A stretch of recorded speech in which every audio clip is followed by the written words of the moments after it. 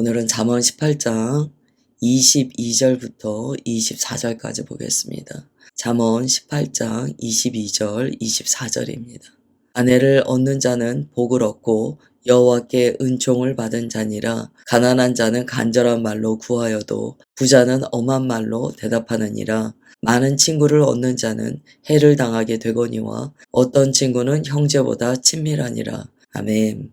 우리가 지금 읽은 본문에는요, 관계에 담겨있는 하나님의 은혜가 나타납니다.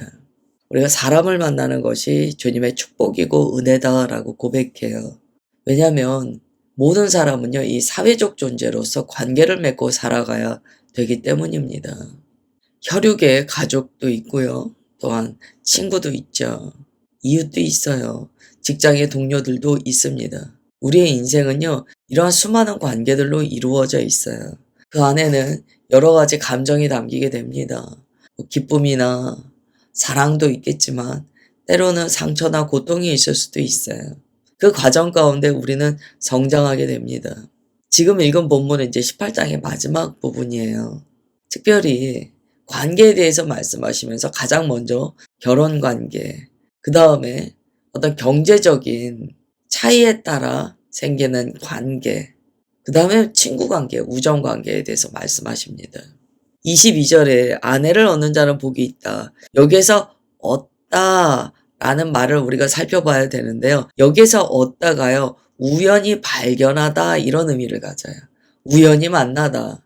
그러니까 마치 룻이 보아스를 만나게 되는 것처럼 어느 날 우연히 그 밭까지 가게 된 거야. 그런데 성경 가운데서 그 우연은 언제나 은혜의 개념입니다. 우리에게 우연이 없다는 거예요. 하나님의 계획하심이라는 거예요. 그러므로 여기에서 아내를 얻는 자는요, 하나님의 은혜로 자신의 아내를 발견하게 되는 것이 얼마나 복된가를 가르쳐 줍니다. 이거는 꼭 아내뿐만이 아니에요. 우리가 삶을 살아갈 때 사람들을 만나게 돼요. 내가 계획해서 그 사람을 만나려고 내가 접근하거나 이게 아니잖아요. 그냥 살다가 어떠한 상황에서 그 사람을 만나게 되고 또한 여러 가지 감정의 교류를 통하여서 우리가 관계를 맺게 되는데요. 이러한 중요한 어떤 인생의 관계가 있을 때 그것은요, 하나님께서 우리에게 발견하게 하시는 은혜라는 거예요. 이걸 바꿔서 이야기한다면 우리의 인생에 있어서의 여러 관계가 얼마나 소중한가를 알게 됩니다. 하나님께서 그를 발견하게 하셨다는 거예요. 그러면 내게 그를 발견하게 하셨을 때 내가 그 관계를 어떻게 복되게 이끌어 갈 것인가에 대한 고민이 있어야 됩니다. 그러므로 우리는 모든 관계 가운데 그리스도 예수의 십자가를 세운다라고 이야기해요. 왜 그리스도 예수의 십자가를 세워야 하냐면 그것을 통하여 이 관계를 맺게 하신 하나님의 뜻을 발견하고요. 그것을 통하여 이 관계를 주님 앞에 선하게 맺어 나갈 수 있기 때문이에요. 그래서 오늘 한날을 살아가시면서 이렇게 우리를 관계 맺게 하시고 만나게 하신 주님의 뜻이 무엇인가 분별하시면서 은혜 안에 모든 사람과의 관계에서 그리스도인으로서 덕을 끼치시기를 주 예수님의 이름으로 축원합니다. 23절에는요. 이런 이야기를 하세요. 가난한 자는 간절한 말로 구하게 된다는 거예요. 그럴 수밖에 없죠. 내가 가난하니까. 내가 지금 삶에 결핍과 고통이 있으니까 무언가를 간절한 말로 애원하듯이 간절한 말로 구하게 된다는 거예요. 그러나 부자는 그 말에 대해서 엄하게 대답한다는 거예요. 좀 냉정하게 대답한다는 거예요. 이 말씀은 부자의 어떠한 태도를 비난하고자 하는 게 아니에요. 물질 관계에 따라서 사람의 관계가 어떻게 다른가를 보여줍니다. 이게 사람의 당연한 어쩔 수 없는 태도인 거예요. 직장 내에서도 고용주가 있고 고용된 사람이 있잖아요. 그러면 그 관계가 어떻게 같겠습니까? 다를 수밖에 없다는 거예요. 또 직장 내 여러 직급에 따라서도 우리는 다름을 경험하게 돼요. 이건 가정에서도 마찬가지입니다. 가정에서도 위계 질서라는 게 있어서 다르게 우리가 좀 대할 수밖에 없는 일들이 생깁니다. 이렇게 우리의 관계는요, 그 관계에 따라 대하는 것이 다르다는 거야. 그러면 이제 그리스도인은 어떻게 해야 되느냐는 거야. 겉으로 예의를 지키고 겉으로 그에게 잘 대해주는 건 참 당연합니다. 그럼 마음으로도 존중해야 돼요. 그러나 그리스도인은요, 사실 사회적으로 이런 높고 낮음이 있는 서열의 관계를 통하여 태도가 어느 정도는 그 위치에 따라 변화될 수 있지만 이게 차별을 두는 행동이 돼서는 안 됩니다. 사람의 급을 나누는 뭐 차등이 있는 관계로서 사람을 대해서는 안 돼요. 그게 이제 사무엘상 16장 7절입니다. 사람은 외모를 보거니와 여호와는 중심을 보시느니라.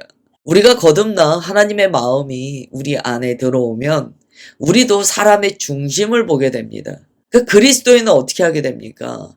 가난한 자가 간절한 말로 구할 때 그에게 겸손하게 대답할 수 있는 거예요. 그래서 이 말씀은요, 우리가 사회생활을 하면서 굉장히 지혜롭게 적용해야 됩니다. 때로 사회적인 지위에서 말의 방식도 바꿔야 되고 태도도 바꿔야 돼요. 그게 나쁜 게 아니에요. 당연히 그렇게 해야 됩니다. 그러나 우리의 마음이 사람을 대하여 겸손하고 온유함이 있는가는 늘 살펴봐야 돼요. 그리고 혹여 이 많은 사회적인 관계 안에서 소외되고 있는 자가 있는가, 그걸 봐야 돼요. 그리고 그 간절함에 대하여 내적인 친밀함을 가지고 공감해 줄 필요가 있습니다. 그게 그리스도인의 덕이기 때문이에요. 그 다음에 24절에 이런 말씀을 합니다. 많은 친구를 얻는 자는 해를 당하게 되거니와 어떤 친구는 형제보다 친밀하다. 여기에서 많은 친구는요, 말 그대로 많은 친구예요. 친구가 많다는 거예요. 그러나 이 전체적인 문맥을 보면은요, 친구가 많다는 것은 그만큼 또 진짜 친구의 관계가 다인가는 알 수 없는 거예요. 굉장히 사교적인 사람이에요. 친구가 많아요. 그 중에 정말 마음을 나누고 정말 나의 고립과 같은 친구는 얼마큼 있는가, 그건 모르겠어요. 그런데 이러한 많은 친구가 있는 경우 그렇기 때문에 해를 당한다라고 이야기합니다. 그러면 여기에서 좀 풍겨지는 어떤 뉘앙스가 뭡니까? 친구를 많이 두는 것 자체를 좋아하고 목적을 삼은 사람이에요. 그러다 보면 가리지 않기 때문에 결국 해를 당할 수 있다는 거예요. 그러면 여기에서 우리가 어떤 지혜를 얻게 됩니까? 친구가 많은 것도 좋아요. 많은 사람과 관계를 맺고 어떤 인간관계의 부유함을 누리는 것도 좋아요. 그러나 분별은 있어야 돼요. 정말 친구다운 친구를 사귀어라 라는 기본의 배경을 가지고 있는 말씀입니다. 그런데 보세요. 그 다음에 딱 정답을 얘기해 주세요. 어떤 친구는 형제보다 친밀하다는 거예요. 이게 어떤 친구입니까? 많은 친구와 어떤 친구가 지금 대조되고 있어요. 이 어떤 친구는 누구입니까? 진짜 친구인 거예요. 아, 정말 저는 그리스도 안에서 덕이 있는 자야. 그런 어떤 내적인 친밀감과 영적인 지도자의 역할도 해줄 수 있는 친구예요. 그런 어떤 친구는 형제보다 친밀할 수 있다는 거예요. 이 말씀을 통하여 우리가 나 자신을 비추어 볼 때 나는 많은 친구 중에 하나인가, 어떤 친구인가를 봐야겠죠. 나는 과연 누군가에게 그냥 많은 친구 중에 하나로서 의미 없는 존재가 아닌가를 봐야 돼요. 이 그리스도인의 관계는요, 반드시 주 안에서의 의미가 발견되어야 됩니다. 의미 발견이 굉장히 중요해요. 어떤 기능적인 친구 관계가 되어서는 안 돼요. 우리가 주 안에서 서로 의미를 발견하는 관계인가를 늘 살펴야 됩니다. 그 다음에 이제 19장 가겠습니다. 5절까지 읽을게요. 가난하여도 성실하게 행하는 자는 입술이 패역하고 미련한 자보다 나으니라. 지식 없는 소원은 선하지 못하고 발이 급한 사람은 잘못 가느니라. 사람이 미련함으로 자기 길을 굽게 하고 마음으로 여호와를 원망하느니라. 재물은 많은 친구를 더하게 하나 가난한즉 친구가 끊어지느니라. 거짓 증인은 벌을 면하지 못할 것이요 거짓말을 하는 자도 피하지 못하리라. 아멘. 세상은요, 이제 겉과 속이 많이 다릅니다. 많이 달라요. 겉으로 보기에 막 화려해 보이고 막 겉으로 이제 막 대단한 성공을 하는 것처럼 보여요. 그래서 그것을 보고 이제 우리가 그 겉모습, 그 외모로서, 외적인 조건으로서 사람을 판단하는 경향들이 있습니다. 그러나 성경에 보면 하나님께서는요, 항상 외면이 아니고 내면을 보세요. 항상 그 사람의 마음을 보세요. 하나님의 외모를요, 전혀 보지 않으세요. 이 외모는요, 어떤 신앙의 행위를 이야기하는 게 아닙니다. 우리가 이야기하는 이런 외적인 조건들이 그걸 하나도 안 보세요. 그래서 때로 사람을 선택하시는 하나님의 방법을 보면은요, 우리가 이해하지 못할 때가 있어요. 우리가 볼 때는 너무 무능력해 보이는데도 불구하고 하나님께서 그 사람을 딱 들어 쓰실 때가 있어요. 오래된 일화인데 그 말 더듬으시는 목사님이 계셨잖아요. 근데 그 목사님이 이제 목사로 부름받은 거예요. 주변에서 볼 때 얼마나 기가 막힙니까? 아, 저 사람 말을 더듬어요, 주님. 저렇게 말을 더듬어 가지고 어떻게 말씀을 전하겠습니까? 이분이요, 말을 그렇게 더듬는데 이분이 설교할 때는 말을 더듬지 않더라는 거예요. 하나님의 방법이신 거예요. 요즘에는 이제 전체적으로 우리들의 삶의 질이 올라가면서 좀 그런 게 덜한 것 같아요. 과거에 하나님의 종으로 부름받으시는 분들을 보면은요, 정말 그런 사회 전반에 이런 전반적인 소외가 있었기 때문에 힘든 분들이 계셨거든요. 하나님께서 막 부르시는 거예요. 우리 주변에서 볼 때는 아유, 하나님의 종인데 저렇게 저래서 어떻게, 그렇지 않았거든요. 주님께서 놀랍게 그분들을 다 사용하셨어요. 오히려 요즘에는 너무 그냥 너무 나이스하고 너무 조건이 좋잖아요. 우리 주의 종들도 얼마나 조건이 그냥 슈퍼에서 많은 물건 산 것처럼 그냥 1억이 다다다다 막 나오잖아요. 근데 이건 참 우리가 생각해 볼 의미가 있어요. 그게 주님께서 우리를 보시는 조건은 아니다. 어떻게 보면 이제 이 교회도 사회화가 많이 일어난 거죠. 1절에 보시면 가난하여도 성실하게 행하는 자는 입술을 패역하고 미련한 자보다 나으니라. 이게 이제 하나님의 관점입니다. 주님께서는 그의 본질을 보신다는 거예요. 본질을 보신다는 거예요. 뭐가 중요한지 깨달아라 라는 말씀이에요. 2절을 보세요. 지식 없는 소원은 선하지 못하고 발이 급한 사람은 잘못 가느니라. 세 번역에 이렇게 이야기합니다. 지식이 없는 열심은 좋은 것이라도 할 수 없고 너무 서둘러서 발을 내디딘다. 지식이 없는 열심이 있다는 거예요. 그러니까 하나님의 말씀이 없는데 그냥 막 열심만 내는 거예요. 본질이 없는 거예요. 열심의 본질이 없는 거예요. 그런데 본질 없는 행위만 막 있는 거예요. 그러면 본질이 없으면 아무리 겉으로 선한 것처럼 보여도 결국 잘못 간다는 거예요. 하나님께서 우리의 중심을 보시는 것처럼 우리의 열심에도 중심을 보신다는 거예요.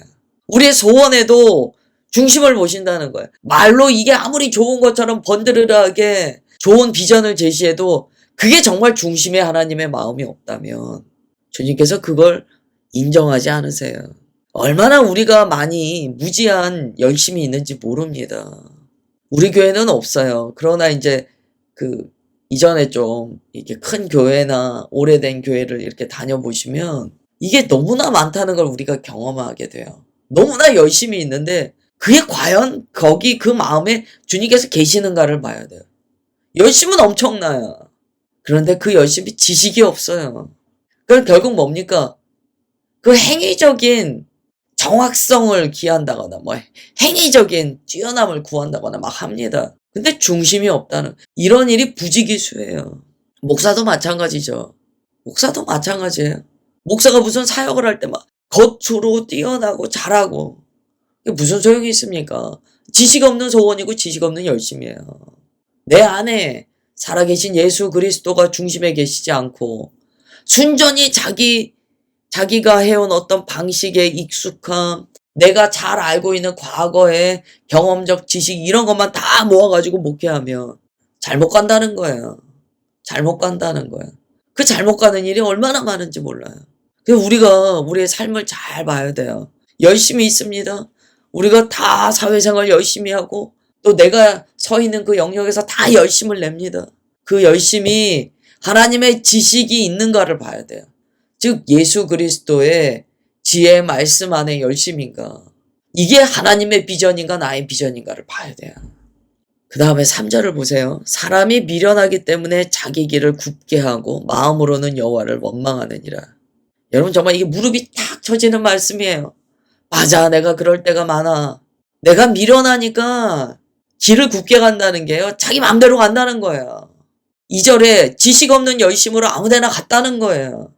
말로는 하나님을 위해서라고 이야기하지만 자기 맘대로 했다는 거예요. 그래 놓고 나중에 안 되면 뭐라고 합니까? 마음으로 하나님을 원망한다는 거예요. 이렇게 하나님을 원망할 열심을 뭐하러 우리가 낼까요? 안 해야죠. 안 하는 게 나아요. 이 하나님을 원망한다는 게 굉장히 비극적인 결론이에요. 주님을 잘 섬기는 것 같아요. 근데 마음에는요, 다 불만이야. 하나님을 향한 원망. 왜 그런가를 봐요. 동기를 봐야 돼요. 지금 잠언 19장 2절 3절의 동기는요, 자기 열심, 내 비전, 내 생각, 나의 오름으로 뭔가를 한다는 거야. 그냥 하나님이 내 종처럼 그냥 내가 이렇게 뜻을 구하면 하나님이 나를 따라오셔야 돼. 그리스도인들 안에 이 마음이 있기가 쉽습니다. 그래서 오늘 말씀을요, 우리가 참 잘 받아야 돼요. 이게 나중에 다 불로 지나갈 때 다 태워질 자기 공덕이에요. 4절, 5절, 4절 보세요. 재물은 많은 친구를 더하게 하나 가난한 즉 친구가 끊어지느니라. 이건 이제 또 세상의 이치를 이야기하는 거야. 그렇죠. 맞아요. 이런 일들이 세상에는 너무나 많아요. 우리가 18장에서 나눈 것과 똑같은 얘기예요. 가난한 자는 간절히 구하는데 부자는 냉정하게 이야기한다는 거예요. 그게 이제 사회적으로 그냥 있는 일이에요. 나쁘다 좋다도 아니에요. 사회에서는 그게 당연한 일이에요. 그러나 언제나 이 말씀 뒤에는 그리스도인으로서의 우리의 마음을 두드리시는 하나님의 뜻이 있으십니다. 너는 어떻게 할래? 너는 어떻게 할래? 너는 사람을 판단하는 기준이 재물이냐? 너는 어떻게 할래? 질문하시는 거예요. 5절입니다. 거짓 증인은 벌을 면하지 못할 것이요 거짓말을 뱉는 자도 피하지 못하리라. 참 재미있는 표현이에요. 거짓 증인과 거짓말을 뱉는 자 똑같은 사람 아닙니까? 똑같은 사람 아니에요. 주님께서 이렇게 구별하셨어요. 어떤 의미에서는 의미의 차이가 있는 거고요. 또 다른 의미에서는 그만큼 거짓에 대해서 강하게 경고하시는 거예요. 거짓 증인은요, 공적으로 벌을 피할 길이 없습니다. 이건 하나님 나라 심판에서 마찬가지예요. 거짓 증언하는 것 절대 안 돼요. 거짓말을 하는 자는 막 증언까지는 아니에요. 그러나 우리 얼마나 사소한 거짓말을 많이 합니까? 그래서 우리가 날마다 회개해야 돼요. 19장 5절의 말씀이 있기 때문에 거짓말을 하는 자도 피하지 못하리라. 이 말씀이 있기 때문에 세번역에서 거짓말을 하는 사람도 벌을 피할 길이 없다. 이렇게 말씀하시기 때문에 우리가 늘 우리의 입술을 정하게 해야 되는 거예요. 잠언은 계속 그 말씀하세요. 우리의 말이 얼마나 어떤 의미에서 위험한지 얼마나 조심해야 되는지 계속 말씀하세요. 오늘 5절까지 보겠습니다. 기도하겠습니다. 하나님, 아침에 주님의 말씀을 받을 때마다 나의 패역함을 보게 됩니다. 주님의 말씀을 먹을 때마다 내 마음의 부정함을 발견하게 됩니다. 우리 주 예수님 아니시면 우리가 어떻게 정결함을 입을 수 있겠나이까? 오늘 나눈 말씀이 사람의 지식으로 끝나는 말씀 되지 않게 하시며 우리의 마음에 새기셔서 참으로 영이 육을 통치하는 우리가 되게 하옵소서. 주님의 말씀이 삶을 통치하는 우리의 인생 되게 하옵소서. 주님, 오늘도 세상 가운데 주님의 자녀들을 파송합니다. 세상에는 너무나 당연하다고 이야기하는 기준들이 있고 일들이 벌어집니다. 그러나 그리스도인 다움 그 의를 잊지 않게 하시고 그 의의 길 걸어가게 하옵소서. 주님, 그렇게 역사하여 주시는 것 감사드리오며 사랑하는 주 예수 그리스도의 이름으로 기도드리옵나이다. 아멘.